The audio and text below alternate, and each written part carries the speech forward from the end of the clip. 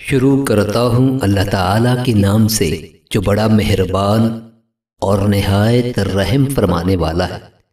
سیدنا ابو سعید خدری رضی اللہ تعالیٰ عنہ سے روایت ہے کہ کچھ انصاری لوگ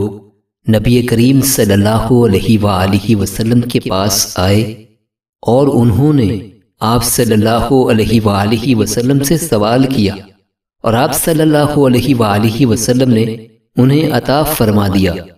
ان میں سے جو آدمی بھی آپ صلی اللہ علیہ وآلہ وسلم سے سوال کرتا رہا،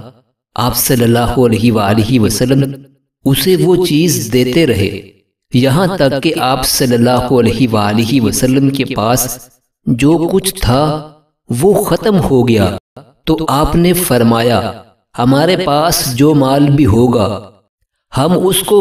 تم سے بچا کر نہیں رکھیں گے، لیکن حقیقت یہ ہے کہ جو کوئی مانگنے سے بچے گا اللہ تعالیٰ اسے مانگنے سے بچا لے گا۔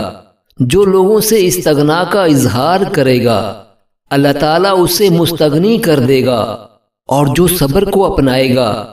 اللہ تعالیٰ اسے صبر کی توفیق سے نواز دے گا، اور تم اللہ تعالیٰ کی طرف سے کوئی بھلائی نہیں دیے جاؤ گے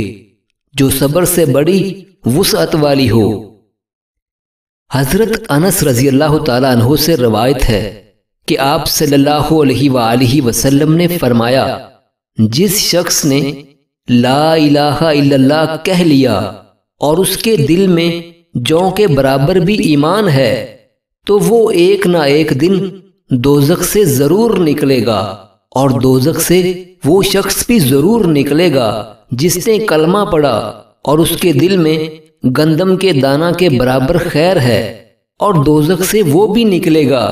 جس نے کلمہ پڑھا اور اس کے دل میں ایک ذرہ کے برابر بھی خیر ہے۔